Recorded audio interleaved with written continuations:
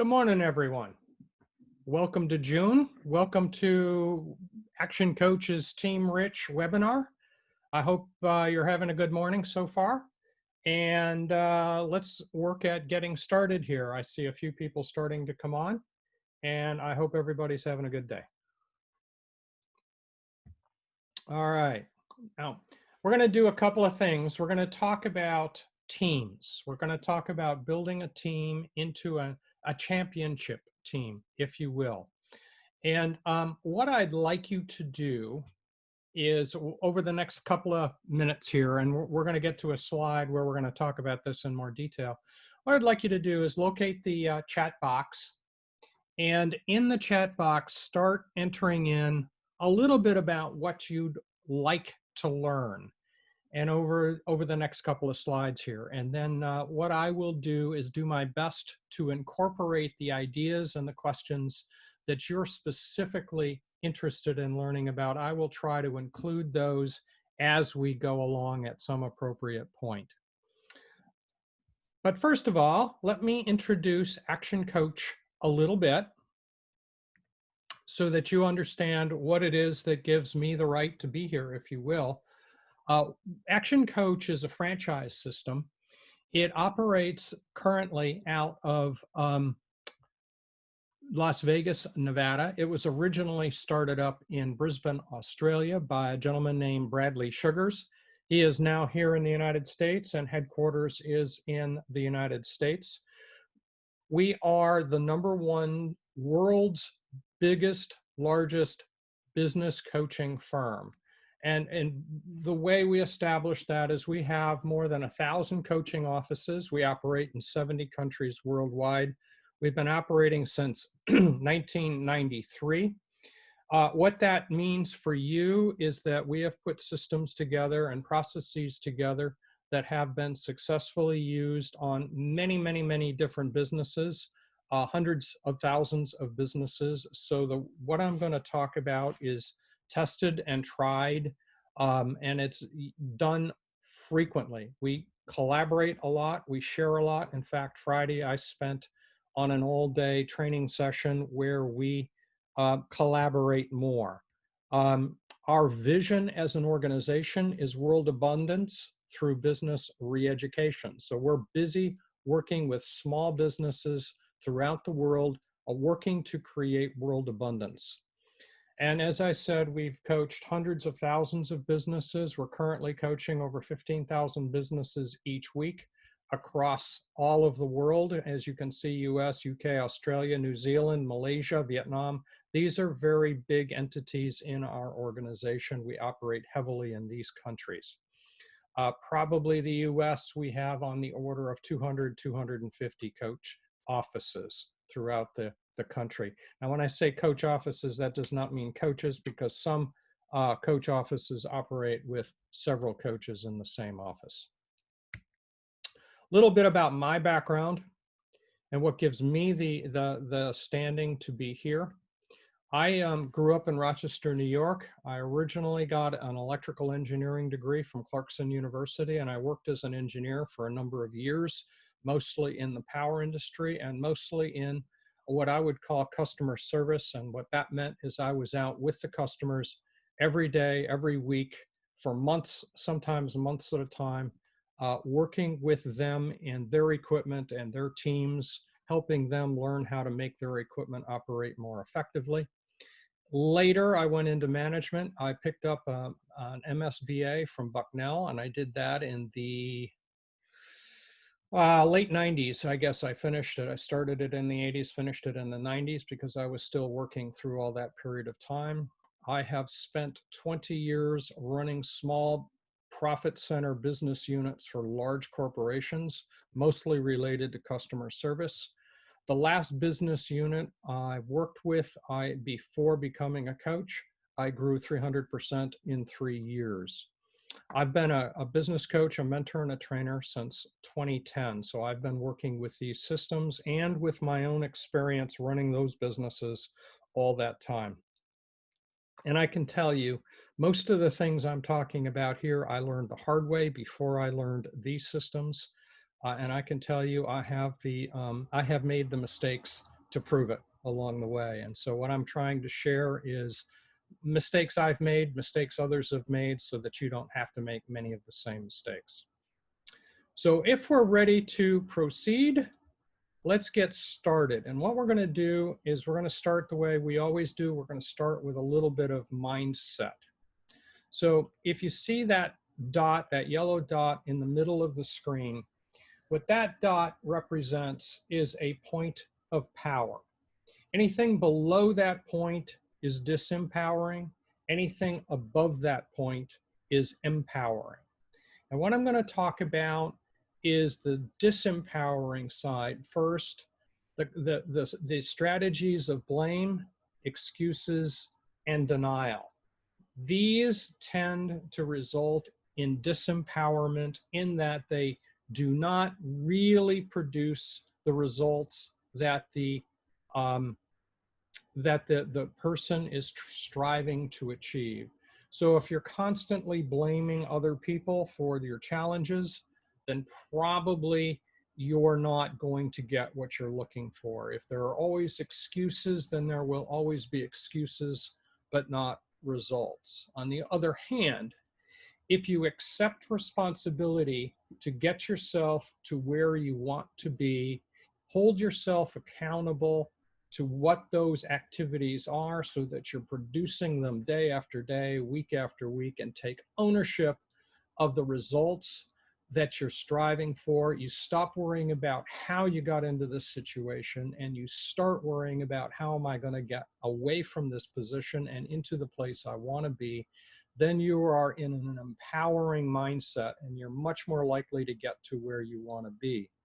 We tend to think of the area below the line, as I said, disempowering, the area above that point as empowering. Now, this is important. We're in a kind of a tough position. The COVID virus has really impacted people.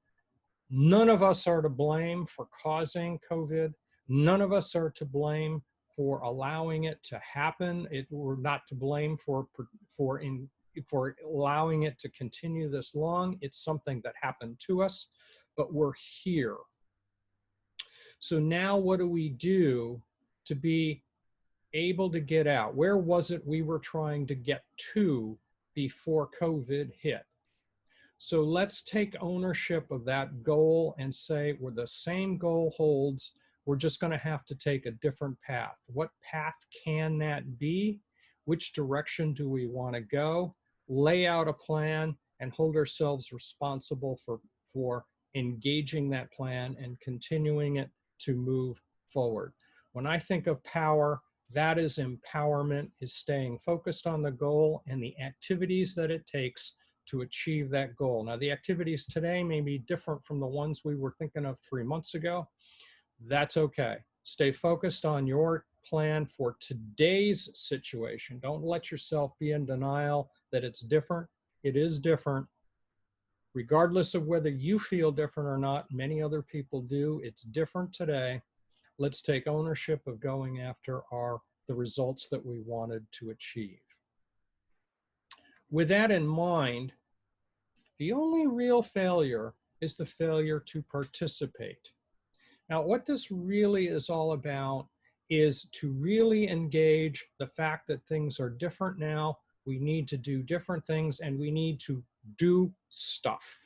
We need to take discrete actions that will take us in the direction of the goal. Same goal, but take us in that direction that we want to go to. You notice I didn't use the word try. I used the word participate. These are the activities we have to do to make it work and make it work consistently. Now, I use the word failure here. There is no such thing as failure. There are only experiments. Now, if we work at experimenting and looking at and measuring what were the results for each experiment we take, then we can be in a position to move forward by recording the results and understanding what the results are. Did this experiment produce the results I wanted or did it not?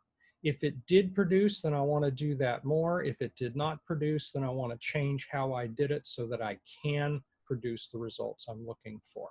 So treat each activity that you try as an experiment, and we're testing our way to a new way to get stuff done.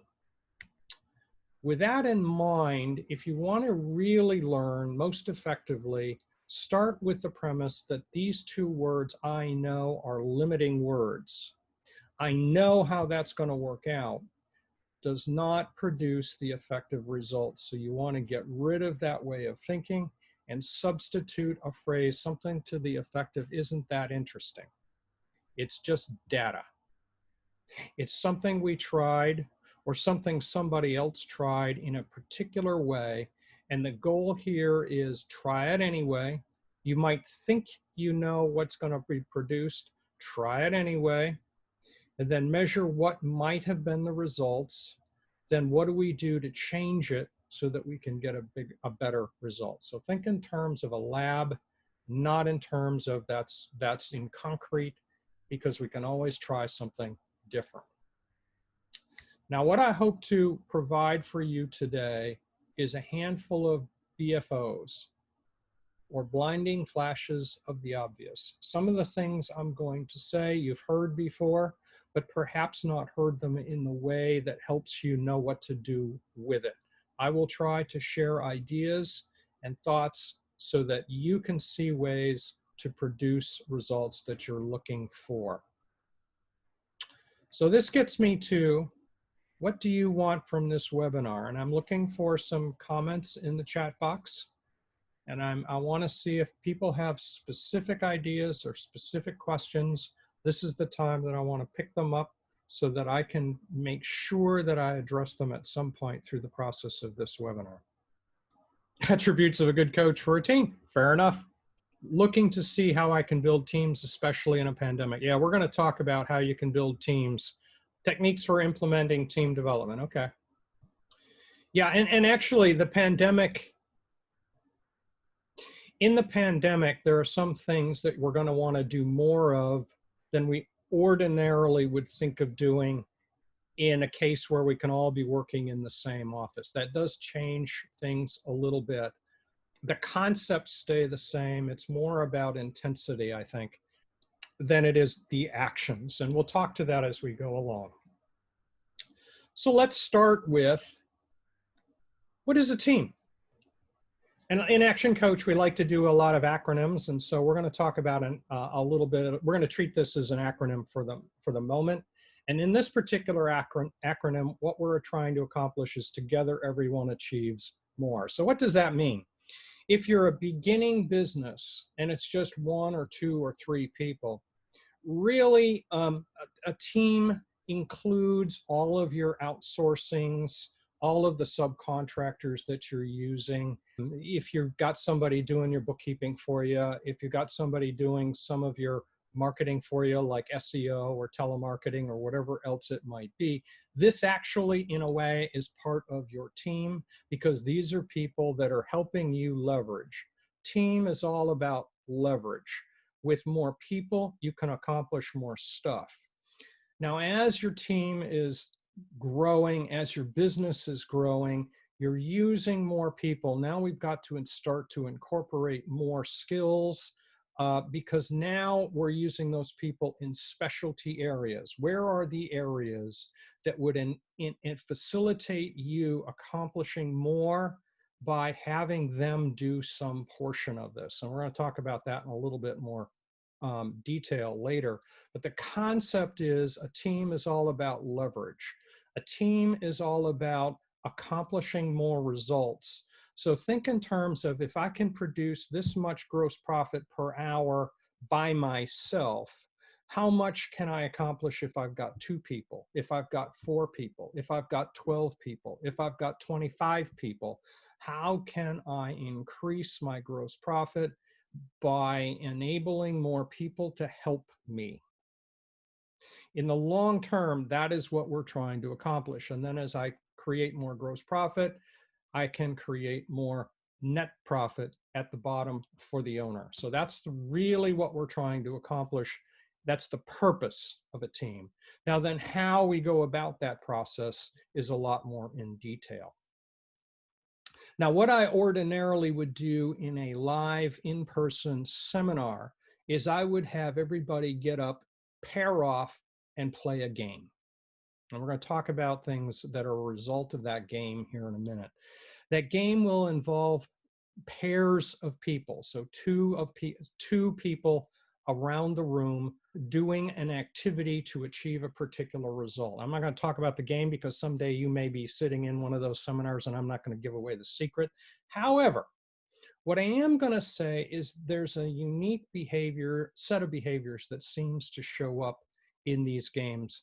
And I'll say that 98, 99% of the time, people consider their partner, the person they're paired up with, as their competitor, and they act accordingly.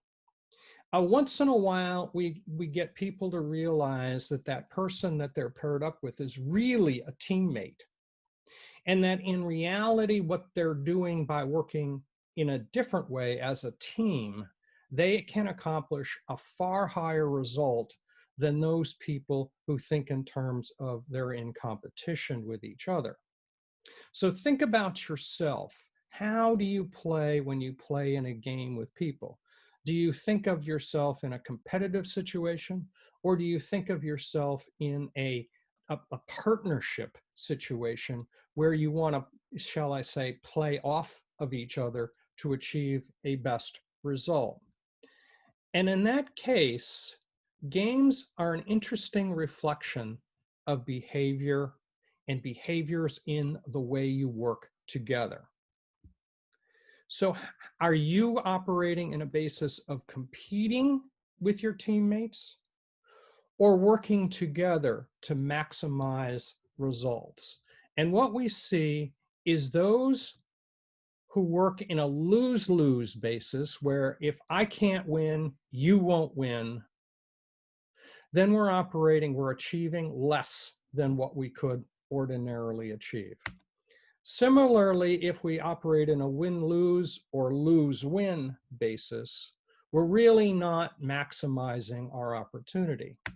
But if we look on it as a basis of a win-win, we can create exponentially improved results.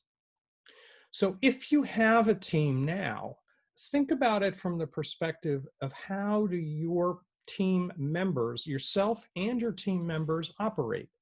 Do you operate on a win-win basis, or do you operate on one of those other bases?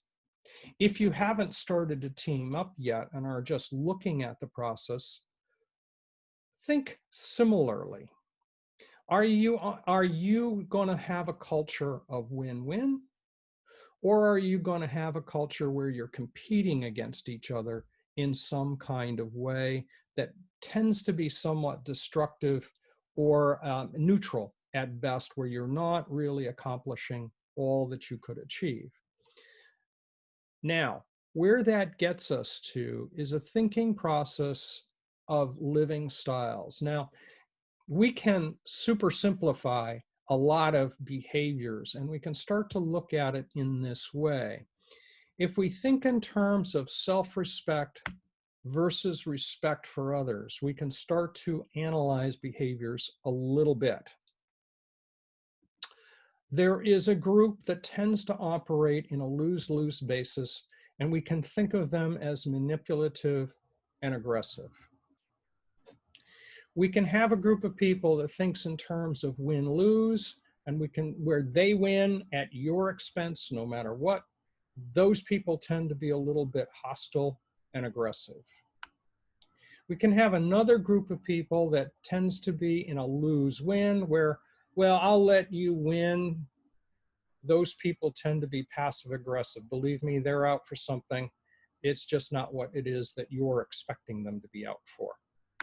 And then we can have the people that are out for win-win. Now, these people tend to be in a category that we would think of as assertive, because they're working to attack the problem, not the person. And that's actually the difference between aggressive and assertive in this context. The aggressive person is out to win for himself. The assertive person is out for the team to win and is maybe aggressively attacking the problem. Those kind of people often get labeled as aggressive, wherein in fact, what they're really trying to do is work together with others to attack a problem so that we all win. So I got to be a little bit careful about when we're looking at those. This is the kind of dynamics that can show up when we're working in a team. Different individuals will have different behavior patterns, if you will.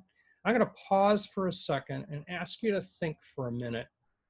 Which of those kind of people do you want to have on your team? Because while you're in the recruiting process, you can have the opportunity to choose who joins your team. And as the owner, you can also have the opportunity to choose which ones stay on your team. So if somebody's not fitting your criteria, they don't necessarily have to stay. And yes, they were expensive to train and bring on, and you might lose something, but are they costing you more in some way than you're gaining out of the process of having them? So I want you to think about this, because this is where your culture begins, is an understanding of this kind of dynamic. And it's the culture that drives that opportunity to get exponential results from having team members. Now, we're going to talk about the very same thing from a slightly different set of words. What we're really talking about here is, in the lose-lose case, is I'm not okay, you're not okay. I'm okay, you're not okay. I'm not okay, you are okay, and I'm okay, you're okay. This is a way to take that very same information and think about it from how does it in practice look? This can help you in your interviewing processes by asking questions that help you determine and dissect where a particular candidate fits. Where do they fit on this set of graphs? Now, yes, this is a super simplification. Everything is gray to a certain extent, but do your best to dissect what is this person and where does this person fit on this kind of a chart. Similarly, the people you've already got on your team, where do they fit in this kind of a chart? Are they fitting where you're comfortable having them? Are they fitting the culture that you want to have in your business? Now, I personally tend to prefer the people that fit in this upper right quadrant.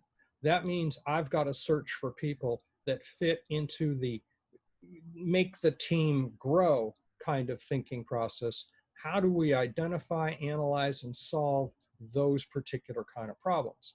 But that also puts the onus on me to make sure they understand the data and that they understand that the problem that we're working to solve right from the beginning. Now, continuing on, we tend to look at life and games as a mirror.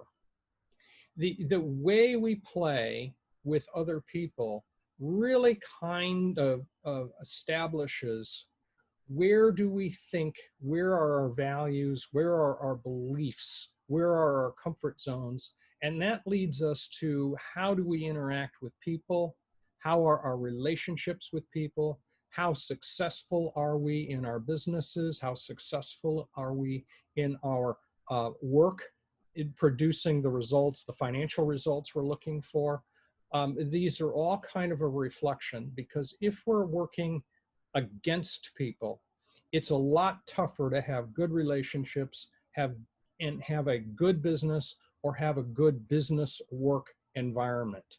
And we want to stay focused on what are the kinds of people we want on our team to achieve the exponential results of growth that we are looking for. Now that gets us to a place where we got to start to think about our comfort zone. So how many people here, let's think about this.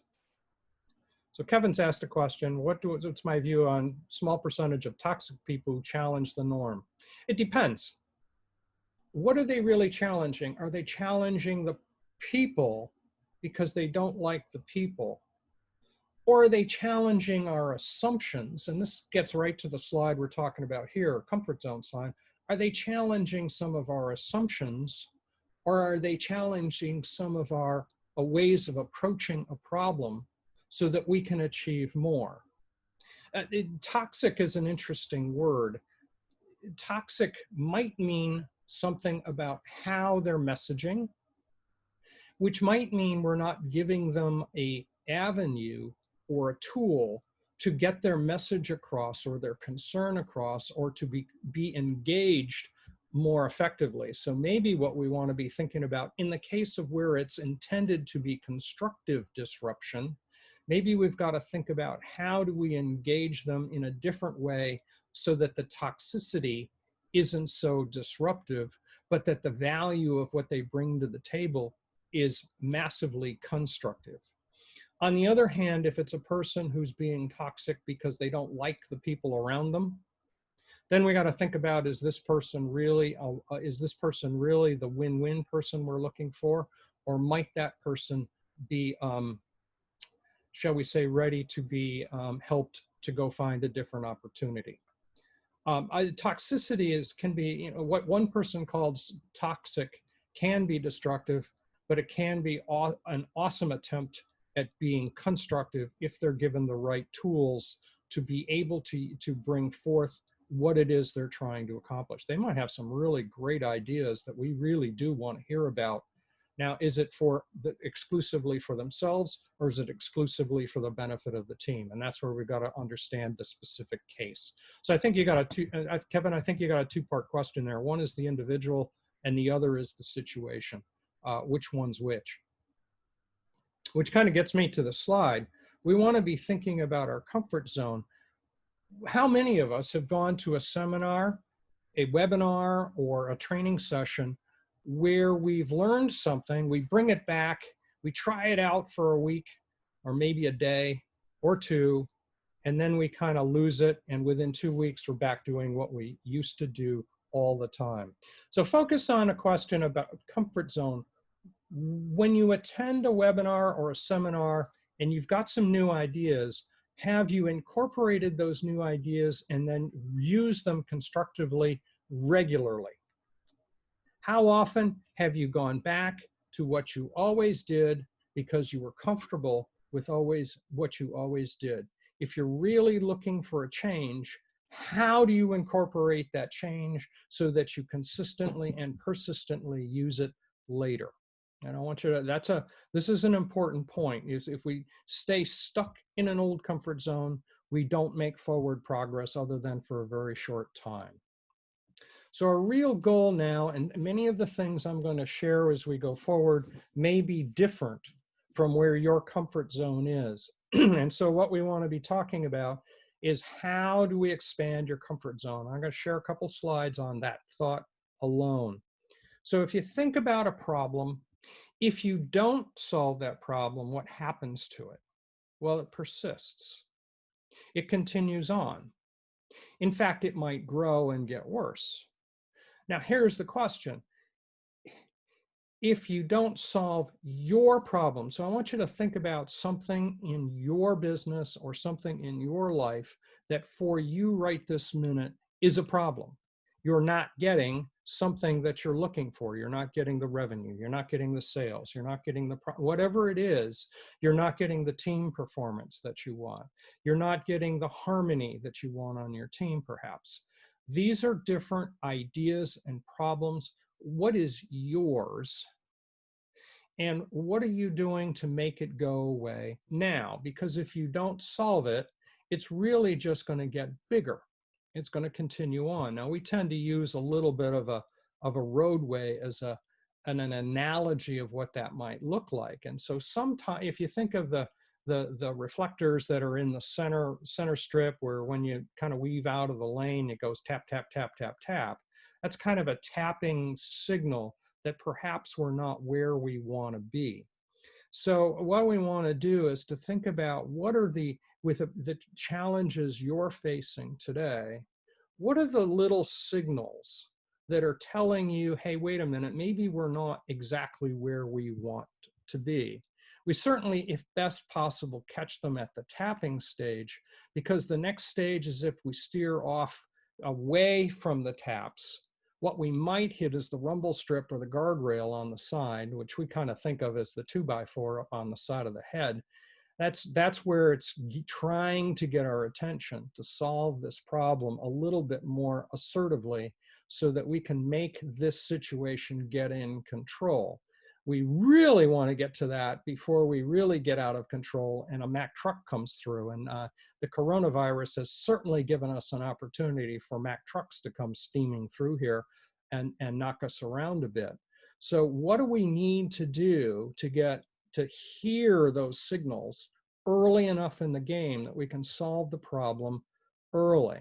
Now, also, I want to make sure that as we're looking at these signs, we don't treat each, remember I mentioned the word failure, is an experiment. Remember when you were a kid or you had a kid, did they learn to walk the first day? Or did they maybe fall down a few times? Well, life is the same. Business is the same. Sales, marketing, creating wealth, all of this is the same. We're all learning to walk one day at a time, learning to do it better each time.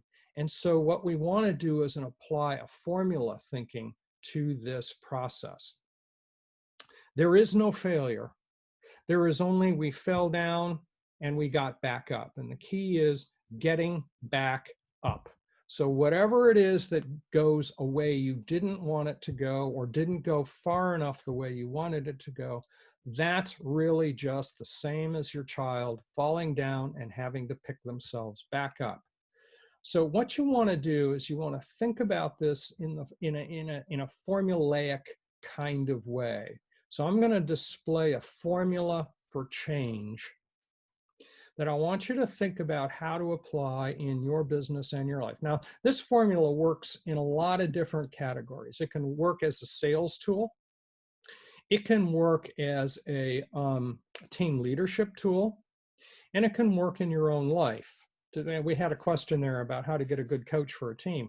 Awesome question. This formula is actually a piece of that question. So it looks very mathematical, and that's intentional. We want it to look mathematical, and it's more about feelings than it is about mathematics. So I'm going to put some definitions there. Think of the D as dissatisfaction. So let's use a sales context first. You've got somebody you're talking to, a prospect perhaps, who has an issue that they are very dissatisfied with. And it's an issue in a category that you can help them solve, maybe cybersecurity, for example. So what is that dissatisfaction, and how important is that dissatisfaction to that prospect? So how can we help them analyze that challenge, that problem, that dissatisfaction, so that we have a really good understanding of the importance of that dissatisfaction to them? What are the ramifications of not solving it? And are those ramifications actually really important? Now then, what would be the vision of a world with that problem solved? How would that look if that problem was solved? How would they feel? How would their business operate? What does it look like with that vision solved? And if we've got that vision solved, then we've got a parameter here of, we've got a dissatisfaction on one hand and a vision on the other of what it could look like if that was solved. So now we've started to develop a powerful term to overcome that resistance to change. Now remember, we all resist change. We all got a comfort zone. We all got to this point somehow. It took us a lot of work to get here. Why do we want to change? We got this. Well, we want to change because we've got something we're still dissatisfied with. And oh, by the way, we've got a vision of what it could look like if we just did something different. Now that gets us to the F, the first steps. And a first step, what's a very small, easy to do first step that we could apply in the direction of the vision. I say a small first step because what we want to do is start to build up some momentum. So what is a small step towards achieving the vision, getting away from that dissatisfaction? That if once we get some movement going, we've got some momentum, we can start to overcome that resistance to change. And then another step, and then another step, and then another step. And in the process, we're working towards that vision. Now, I used sales context, but that can also fit with how we lead team members. We're in this particular position. We're not satisfied with the results because this is the goal that we want to achieve. We want that goal because what's a small first step we can take to get into that direction and start making motion going in that direction? So this becomes a tool to incorporate change. We treat that much like the baby trying to make the first steps towards walking, and they keep trying and they keep trying and they keep trying and they keep trying. And that's how this formula gets used, is it gets used as a tool, staying focused on where the goal was in the first place. Now, to kind of look at a little bit further, why do people not do this stuff? Why do they do what they do? Well, let's start with that. That blue blob is supposed to look like an iceberg. And what do we know about icebergs? If that blue line, upper blue line there, is the water line, we can see people's actions, we can see people's behavior, we can see the results of their decisions, we can see all that stuff. What we can't see is why they do it. Why do they do it, and why do they do it that way? So it all starts with an environment, and you can think of the environment going all the way back to how did they grow up, how were they educated, what successes and failures have they had through their life, depending on how long a life they've had, which has developed an identity. And that self-identity has helped them develop a set of values, and from those values, a set of beliefs, and from those beliefs, they've built a set of skills. So they do what they do because they've got that particular set of skills. Now, here's the question. If you want to get different results, where do you make the change? So the first step in this case is a decision. A decision that a different result is vital. Without that decision, nothing can happen. There has to be a decision, because with that decision, now we can step down one level and look at the skills. If we can enhance a person with a few more skills, or even one more skill, we can start. Now, once he's got one more skill, he's got a new opportunity to develop beliefs that that new skill can help him. And once he's developed a new set of beliefs, there's an opportunity to create a new set of values. And with that new set of values, there's an opportunity to create a new self-identity. And with that new identity, that person can build a new environment around themselves. So the real path to this game is starting to look at the skills a person has, might include yourself. If you've got a business at a certain level, you can start to think about what are the skills that you've got that have brought you to this place. What are some skills that would help you get to a next place? And if we taught you enough of those skills, would you then have some opportunity to develop new beliefs that you can employ those skills to get better results? And these are the kinds of things that can take you step by step by step through to a better set of outcomes. In this particular case, we're thinking about it in a team environment. Some people have a very hard time with the opportunity of bringing on a team. Other people worry about growing the team beyond where it is because they're comfortable with what it is that they're doing right now, but they're nowhere near what they wanted to accomplish with the team and what the team could do if only it was twice as big as what it is right now, for example. So these are all opportunities to think about how can I get from where I am, where I'm comfortable, to where I wanted to be in the first place. These are all parts of the process.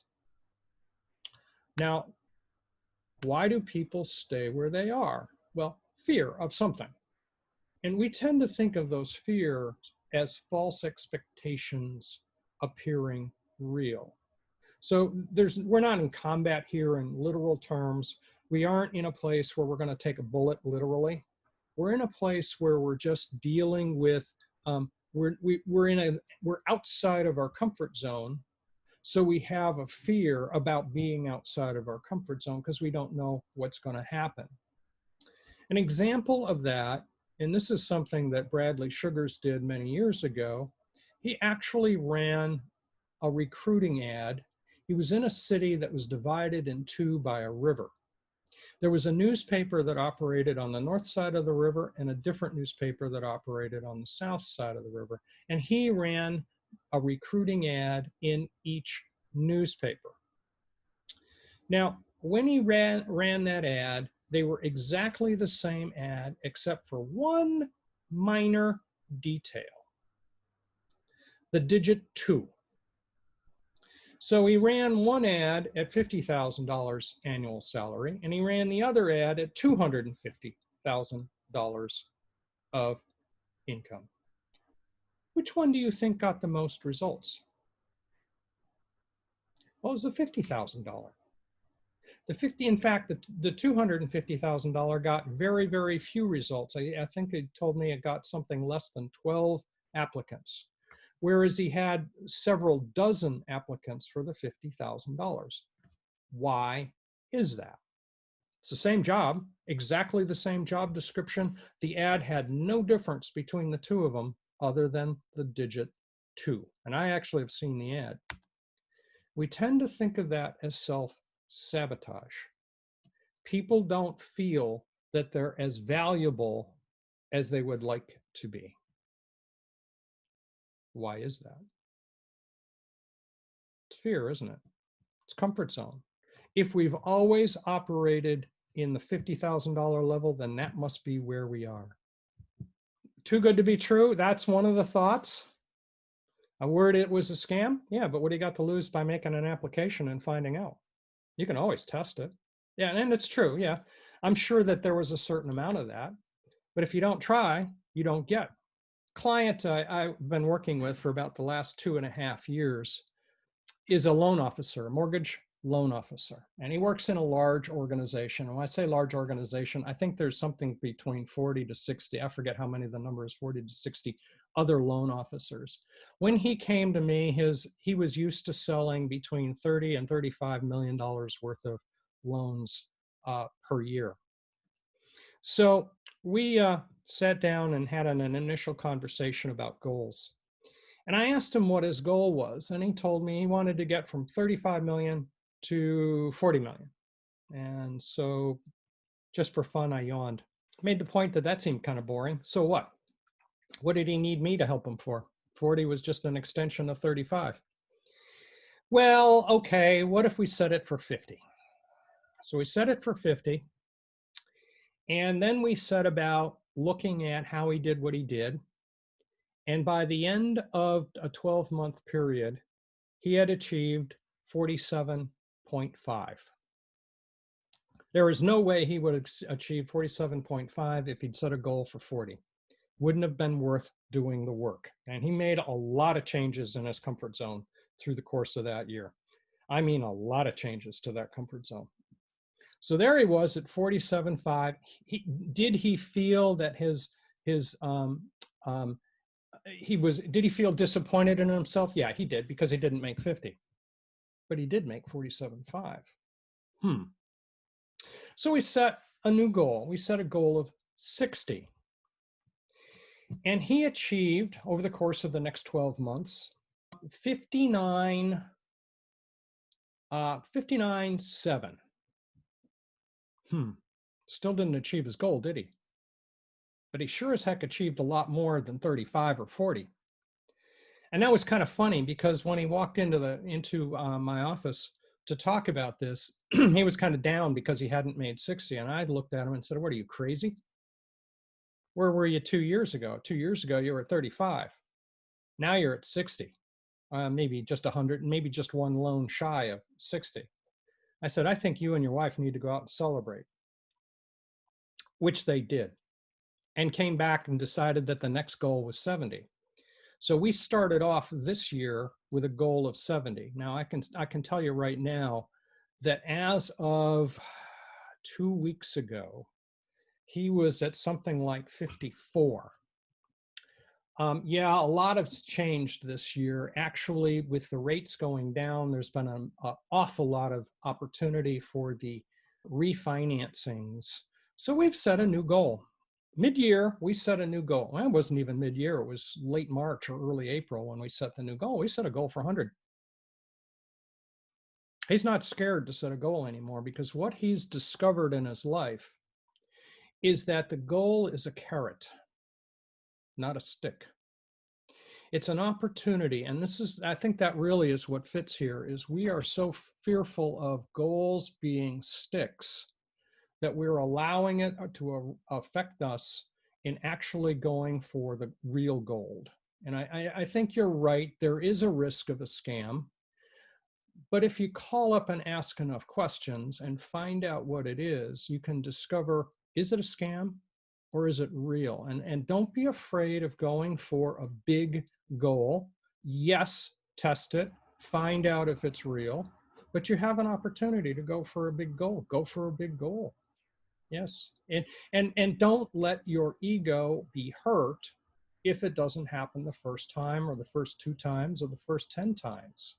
Venture capitalists, the last one I talked to, or the last couple I talked to, have told me that they have to make about 10 investments to get one that pays off. Now that one pays for the other 9, but to get a good result, they've got to be willing to take a bunch of risks, and they can move on. That's the context. So when we're thinking about self-sabotage here, is we're running away from the opportunities to go get a real result if we don't take a few risks. Now, don't be don't go after things that seem silly, but then what is silly? In this particular case, he would have kept the 250 number. That was really what he was looking for. He wasn't looking for the 50. He was looking for the 250, but it was an interesting experiment in his particular case. And that kind of gets me to a formula that this is a formula for success. Your goal is what you want to have. So think about it from this point of view. If you want to have something, that's a goal. So in the case of my loan officer, he wanted to have an income that was similar to what he would get if he sold $60 million worth per year. Anything we do over that is just wonderful growth on his part. And this is where it comes down. He had to learn how to do things differently in order to have that. And in his case, he had a team. He has a couple of team members that help him in this process, one of whom is his wife, who does a certain amount of the support work. Between the two of them, they had to redesign their work so that she did different things and he did different things, very much differently from the way they were doing. We made a huge amount of change. Now, he'll tell you, one of the things he would tell you if he was sitting here is he would tell you there is no way he'd be on track for $100 million if we hadn't done the things we did in those first 2 years. So we have to do stuff, but to do stuff different, we have to become the person that will do those things consistently, regularly, and forever. Do you remember what I said about the seminar earlier on? Is if we attend a seminar and we learn something new, but we don't make it a permanent part of our thinking process, then we haven't really become the person that's going to have the results of accomplishing those things. That said, not everything we do different is going to be better, but if we don't do it, we won't find out, we won't test it. We still have to measure, but if we don't test it, we won't find out. So think about it from that point of view. What do you fear most? Maybe that is what we need to do most. Now, being scammed is not a good thing. We don't want to be scammed, but if we fear being scammed too much, then we do miss opportunities to get better results. So look at your opportunities, look at the path. Does that path provide a reasonable path to where it is you want to get to, thereby avoiding the scam process? We can still lose, but if we don't try, we won't get. Now, that gets us to where we're trying to go. Time is your most important commodity. It is the key to your business success. It's how you use your time that gets you there. So in your business, and this is where the team part really connects in your team, why do you have a team? What is it they're there to accomplish that makes your business results better? How well do you have it laid out so that you know exactly what functions you have going on, who's doing them, when they're being done, how much they're being done, and how successful that they are?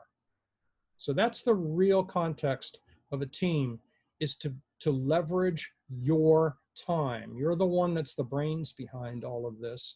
The goal is to leverage your time. So we tend to think of time in a target way. This is actually taking from some work started by Stephen Covey, but laid out. Stephen liked to lay his out in quadrants. We're going to switch this around a little bit and lay it out in more of a target, because this is a point of focus, not just a point of analysis. So if you think of your time doing any activities, or your team's time doing activities that are not urgent and not important, they're probably distractions. They're probably not really taking you to results that will help you accomplish what you want to accomplish. If you're working on things that are urgent but not important, then you're probably deluding yourself on feeling important on less valuable stuff. Now then, we get down to things that are urgent and important. The example I like to use in an ordinary year is the taxes. Are you working on pulling together your taxes in February, or are you working on pulling your information together in April? If you're pulling it together in April, it's urgent and important, and it's probably distracting you from working on things that'll grow your business. If you're working on it in February, then you can work on it on a much more casual basis, a little bit at a time, in time periods that are not quite so critical. So if you're working on it in April, it's a high demand, and you want to be focused elsewhere. You want to have done it earlier, which gets me to the not urgent but important zone. The taxes were important but not urgent in February. So you can put 10 minutes in here and 30 minutes in there and another 15 minutes in at a different time, but you can do it when you don't have high demand customer needs where you should be spending your time at that point. Or you're unable to delegate it anymore because it's so late, one of those things. So you want to put as much of your time as possible in that red zone, and the rest of the time, if you can keep 80% of your time between the inner two circles, you're probably better off than more people. This starts to get us onto the question of how do you focus your team's time to be working on the things that matter and not the things that don't matter. So we start to think about, where is your time best spent? Maybe your time best spent is is very narrow, and you can delegate the other things to team members. And that's where we start to get into some interesting dynamics and opportunities. What are the keys to building a winning team? There's 6 of these keys that we're going to talk about. The first key is strong leadership. Now, what does strong leadership mean? Strong leadership is not a discussion of dictatorial versus democratic. Those two are 2 different ways of running a business, and at different times in the development of a business, either one can be appropriate. People that are really good at democratic tend to work in businesses that are in that phase. People that are dictatorial tend to work in businesses that are critical at that phase. It is somewhat difficult to go back and forth, but it is possible to go back and forth. The real key to strong leadership is a strong, clear vision. I mentioned this morning that Action Coach's vision is world abundance through business re-education. And we hold ourselves accountable to that all the time. We are constantly talking about that. I said that there was an all-day training session for Action Coach on Friday. I can tell you the founder was on the call for the last half hour or last 45 minutes, and that was all he talked about, was world abundance through business re-education and focusing on that. We drive everything we do around that vision. That is the core of building a winning team, is having and communicating regularly a really clear vision that everybody can get on board to. Now, if somebody doesn't want to get on, I'm going to go back to something Kevin asked a little while ago about toxicity. If somebody is adamant about not being on that vision, that is toxic in a destructive sense. And you probably don't want that person to be contaminating the rest of the team for too very long, because it can be very destructive if it's allowed to persist for a very long period of time. That's a good clue as to somebody we don't want to have around us, is somebody who's not adhering to the vision of where we're trying to go. This really is built around passion and responsibility. Some of you may have heard the phrase skunk works. That was a phrase developed in World War II to develop some massively successful weapons. This is what it's all about, is passion and the responsibility to achieve what it is we're targeting to achieve one way or another. However we get there, we're responsible for achieving it. The goal of the vision is to enroll and inspire. And the real key here is to inspire people to do more than they thought that they could do in the direction of the vision and the goal. We talk about engines. I'll tell you right now, Bradley Sugars is a car guy. He loves fancy cars, and he's had several of them. So he tends to think of car-related analogies. So we're going to talk about one of his favorite car-related analogies. Think of an engine that has 16 cylinders. You hear about 4, 6, and 8, but there are a couple of cars out there with 16 cylinders. The Jaguar in particular is one in my mind. If you think about breaking up the characteristics of a person in terms of their performance in a business, the first 2 things we think about are body and mind. Do we hire for a person who can fog a mirror and has a little bit of skill? That is what many people hire for. And out of 16 cylinders, the body and the mind, manner of speaking, really just produce 3 cylinders each of the 16. So they're not really engaging all of what they could engage. They're there, they're producing to a particular level, but they're not producing everything that they could possibly provide to the business. On the other hand, if you start to think about the heart and their spirit, each of those produces another 5, hence the 16 cylinders. So this is where the real power is to provide their real soul, their heart, their enthusiasm, their spirit. This is where the exponential growth can start to happen. We talked about exponential growth from working together, now working together super enthusiastically. This is where the SWAT teams really work, the skunk works. This is where they really operate, is in the heart and the spirit. This is where everybody is married to a particular vision. We don't know how we're going to get there yet. That's not the first thing. The first thing is, where are we going to try to get to? And then we can together find a path to that result. And sometimes enrolling their enthusiasm towards the vision can help us find a better path. And this picks me, Kevin, this picks up where that other part of the toxicity was. If they are toxic in the sense that they are adamant about getting to the vision, boy, that's a person you really want. It's just that you got to give them the tools to harness it, and the environment to harness, and the culture to harness it in. That can be an awesomely powerful person. Now, if we think about going back to the body and mind, if all we're engaging is people's bodies and minds, all we really are is a manager of bodies and minds. On the other hand, it takes a real leader to create the enthusiasm that comes with the heart and the spirit. Now, that said, we do have to be a manager first. We have to engage those things. But we have to be then able, once we've got that, then we've got to be able to inspire them and properly enroll them into the vision that we're trying to accomplish. We can't lead them if we can't manage them or have a management process, but we do have to get to the point where we're actually leading them towards an outcome that we all gain together. So that's really what it is we're trying to accomplish here. Now, I want to take a little bit of a side trip here as what's going on underneath that.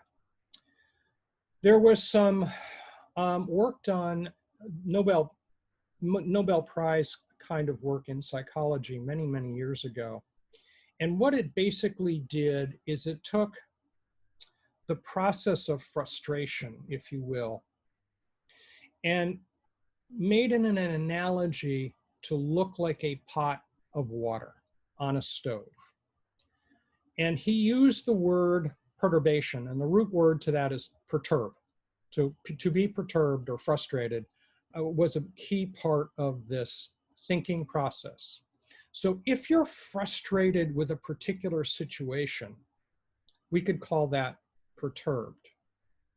Now, what this is much similar to, and the way the analogy he created, was a pot of water with a lid on it, placed on the stove, and the heat cranked up. And cranking up the heat, what does that do?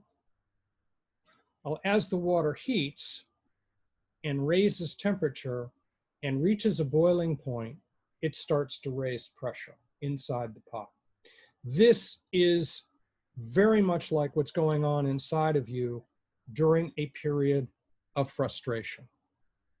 Now, sooner or later, enough pressure is going to be created in that pot that the lid is going to lift off and release that pressure. So that is analogous to the situation where you've solved the problem because now you've released the pressure and your pot is now hot and ready to cook. That's the analogy he was trying to create with this concept of perturbation. The catch to that is, to go through this process, you have to break away from who you were in the past. You are basically becoming a new person because you've learned to solve a new category of problem. So you have broken away, you've become a new person. Remember my be, do, have. By solving that particular problem that was causing you frustration, you have grown. You've grown to become a new person. So this is frustration in a way, or perturbation is your friend. You want to go through, as uncomfortable as it is, you want to go through perturbation because every time you're going through perturbation, you are solving more problems and you're becoming better. Now you do have a choice here. You have a choice to turn down the heat. which means if you turn down the heat, you relax the pressure. However, you don't solve the problem. You don't move on to the next growth level.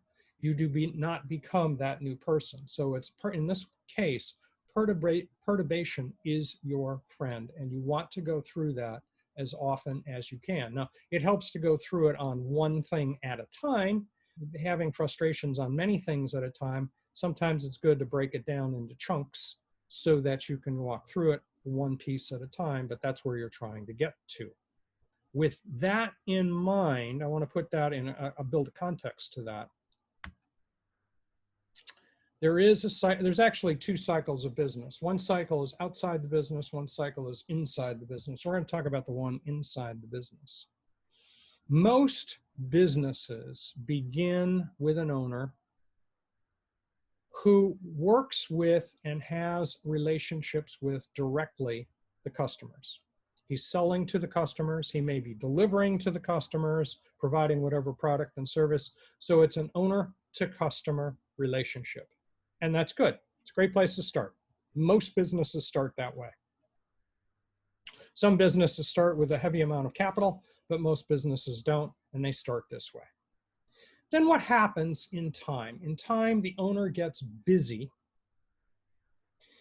and then he hires somebody as part of his team to do something for him.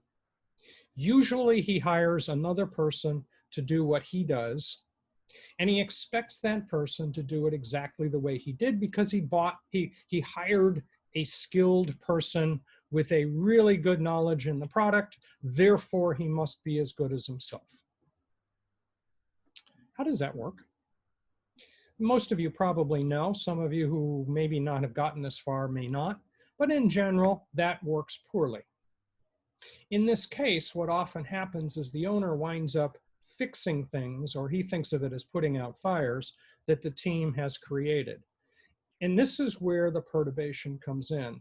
He can make a decision to go back to where he was before, make the problem go away by getting rid of all of the team, and going back to and being just satisfied with what he can do by himself, or he can commit himself to making this work so that he can leverage himself to further and further and further. And in this case, what his real role becomes is not to be the one serving the customers directly, but to be developing the team members so that they can successfully serve the customers as well as he did. Now, this gets us into some very distinct tools and processes, but in general, what he's trying to do is train the team to do it his way, initially his way, and then together, all of them together, producing better ways into the future.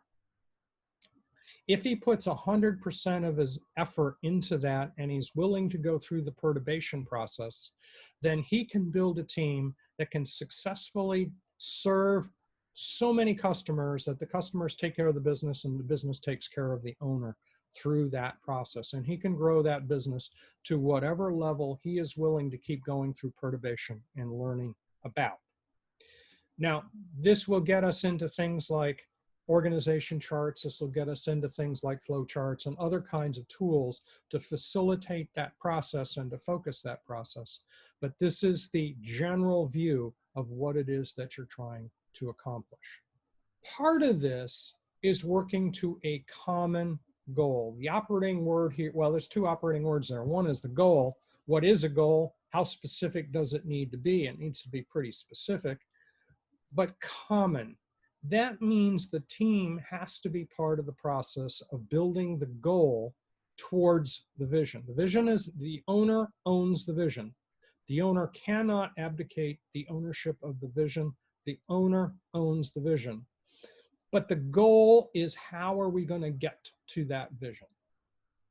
What are we going to do this year? What are we going to do this quarter? What are we going to do this month? What are we going to do this week? What are we going to do tomorrow in order to go in the direction of that vision? So this becomes a very critical portion of the process, is sharing the effort to develop goals. Early in the game, that takes work. as time passes and the team builds and becomes more experienced and they learn how to participate, and it gets easier and easier. But if you don't start, you don't get. Then we get to rules of the game. All right, rules of the game. Part of this is culture. Part of this is understanding who does what, which are the pieces that this person does and that person does. We're going to start with a culture concept first. Think of a football team. The football team has a field to play in. There is a distinct line around the field, and the game is played inside that boundary. They can use any space they want inside that boundary. They can't play outside. Anybody who stepped out, they're offsides. But anybody inside, the whole game gets played inside. So your culture needs to be very specific to a certain degree, but loose enough that people have the room to learn, to grow, to develop their skills, and to get better as they go along. So think in terms of a loose, tight culture. Has to be at least meeting these standards, but you have all of the opportunity you can to create better results. Is there opportunity to make mistakes? Yes, there will be opportunity to make mistakes. Will mistakes happen? Absolutely, they always do. Can you recover from those mistakes? Well, that depends a little bit. If you create the boundaries that keep the mistakes small, and if you think about a football game, each mistake is generally small. If you keep the mistakes small, then you can stay in control of where that goes. And if we do enough training, football teams, do you ever know a football team that doesn't train at the beginning of the season? They kind of do that for a reason, do they not? So the goal becomes doing enough of the appropriate training so that you can keep the mistakes small. Everybody's focused on the same vision and the same goal because we all participated together in making the goal. Now, as we go, your standards will need to rise. And so we want to be thinking about this right from the beginning. Your standards will rise, your rules will evolve to fit the growth of the market and of the business. Not everybody is going to go all the way with you because not everybody is able to play in raised standards, whatever those might be. Some people won't go. That's okay. You don't marry your employees. Your employees are there to accomplish a particular result. If they are not able to participate, you don't change the company to keep them. You help them find their path to a place where they are more appropriately comfortable. So your job is to help raise the business, and those people who can go with you do go with you, and those people who can't don't. And by the way, their lives do change, so that happens too. So think about your process as your rules evolve, and they should increase to increase your ability to serve more people. Now we get down to the action plan piece of it. Remember, we're already 4 steps in, and we're just now getting to the action plan. This is the who, does what, by when part. This is where we're really talking about organization charts. We're really talking about flow charts. We're really talking about specific KPIs, and we're measuring performance. And we're measuring performance not for punitive purposes, but for purposes of understanding how to perform better. They're learning tools. How do we get better at what we're doing? Well, if we don't measure it, we can't manage it. And if we can't manage it, we can't improve. And the only way we can improve is by managing what we do. This gets us to positional contracts, organization charts, system manuals. You've all heard the phrase employee manuals. There's all kinds of people out there selling the process of creating employee manuals. This is part of it. You build a detailed plan of how to get this accomplished, how to get this accomplished, how to get this accomplished. This is the part of the process that some people find difficult because breaking this down into small pieces when you're used to thinking of it all by yourself, breaking it down into small pieces is not always straightforward, but it does require a disciplined thinking process and a little bit of effort to break this all down into the chunks so that they can be taught in chunks. Don't expect everybody to be an expert at everything. Help them be good at being a specialist at this, this, and this. So that can help you create more leverage in your business as you grow. Now, we're starting to talk about businesses with more than about 5 employees at this point. The next step is, as they now have a basis for how to work, now we can allow them to take risks. How did you learn? Did you learn because there was a manual that you followed and you followed that manual explicitly? Or did you learn by trial and error to a certain degree, or maybe a big degree? Well, in a certain way, we all learn the same. Remember, we all learn to walk the same way. We all fell down. Well, this may be the same in your business. We all may need to learn a little bit at a time. So give the team an opportunity to learn a little bit at a time, allow them to take risks, allow them to make a certain number of mistakes, help them understand what are the mistakes, why are they mistakes, what is it that did not produce the results that we were looking for. So that's a step going in that direction. Japanese developed a term called Kaizen, and this is post-World War II with Deming and some of the other consultants that went over to help them rebuild. And what this became was the concept of constant and never-ending improvement. This is where your standards are going to be raising all the time.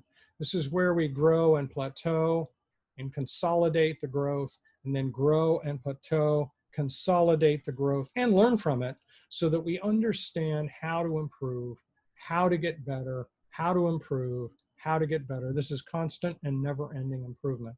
I don't care if you use the word Kaizen, but this is a process you want to be thinking about to grow a business, to produce what it was you set out to produce in the first place. Remember, I talked about leverage. You as an owner want to be thinking strategically about how to grow and plateau at all times. Which then gets us to, we want our employees 100% involved in the outcomes of the business. How do we get that? Well, we get that from all of the steps prior to this. However, we also need to earn that, and to earn that, we need to include them 100% in our efforts. So to get 100% involvement, we need 100% inclusion. So how do we go about the process of getting 100% inclusion? We have to think about how to involve them in every decision-making step we take along the way. So they need to be involved in every single major decision as we proceed, so that they are enrolled and inspired towards the vision. Now, the vision stays the same or upgrades, but involved in the tactical stuff as we go along. We want to include them 100% of the way so that they are giving 100% of their effort. Now, that is the most important step, but to create that step, it's going to start with 100% involvement. From there, we can build synergy. Now, what does synergy mean in this case? That means 1 and 1 does not equal 2.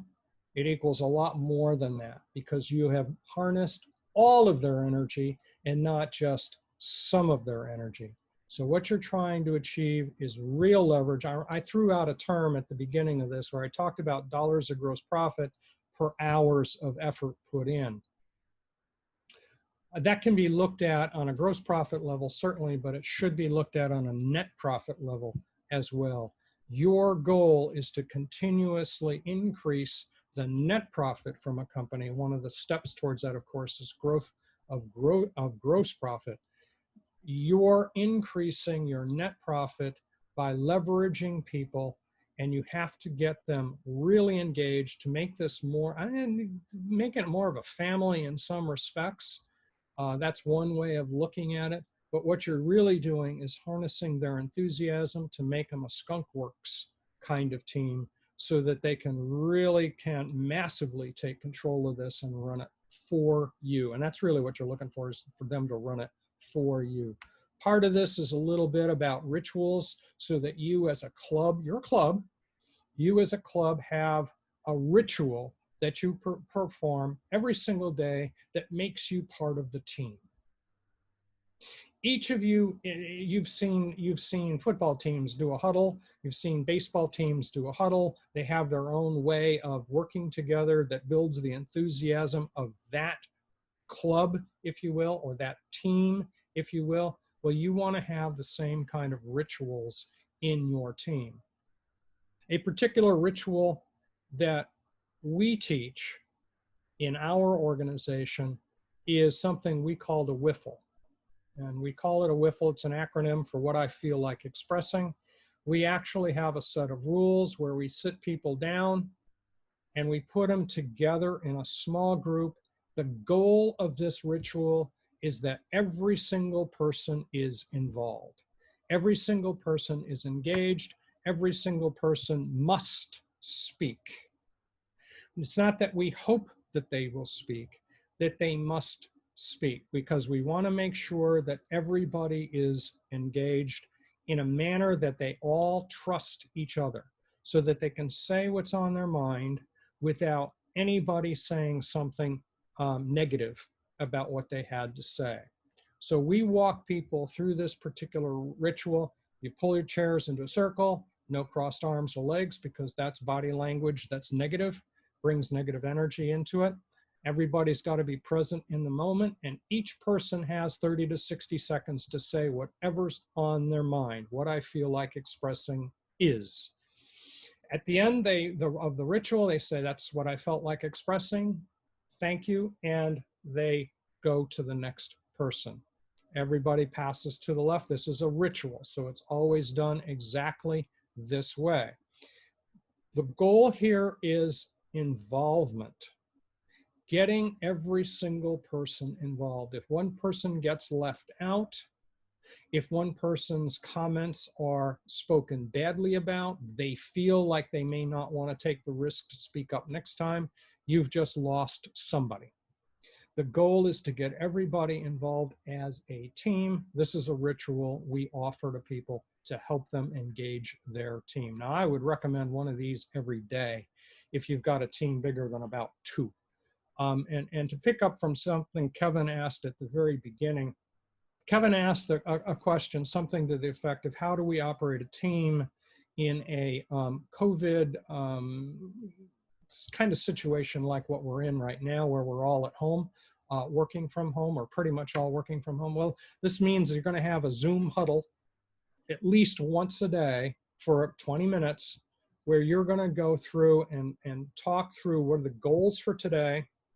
And then we're going to do a WIFLE, so that we make sure everybody gets their feelings expressed. I would encourage, under these circumstances, you might want to have another one at the end of every day, where you clean up and you catch up. We had a plan for what we wanted to accomplish. Now, what was it that we actually did accomplish? And so we want to make sure that we keep those things going, so that we have this common feeling of a team ritual that's working every single day. That's what I would suggest for this particular set of circumstances. That's pretty much what I had hoped to share with you today. So we're virtually at the end. What I'm going to do is make an offer, and then we're going to do a Q&A. So my offer to you is a free 2-hour coaching session to try to convert this general information to your situation. It says here in my office. We're not going to do it in my office. We're going to do it in Zoom, just like we are right now. We'll do it as a conference call. There is my contact information. You all probably already have my contact information, but there is my contact information. The phone number is a cell phone number because I'm working from home. The office number will get to me, but it'll get to me as a voicemail generally, because I'll be in a meeting. but that's my cell phone. You could also leave a voicemail message if I'm not available. Happy to offer anybody a 2-hour coaching session, but I do want to schedule it so that we can manage it effectively. To finish up, I've shared a lot of information. What I would like you to do, remember we talked at the beginning about seminars that we leave, we do a couple of things for a couple of days or weeks, and then we don't continue and consistently. What I'd like you to do is sit down and write out 3 to 10 items that you've learned from today and make sure you put it in your calendar to keep doing those things until they become a habit.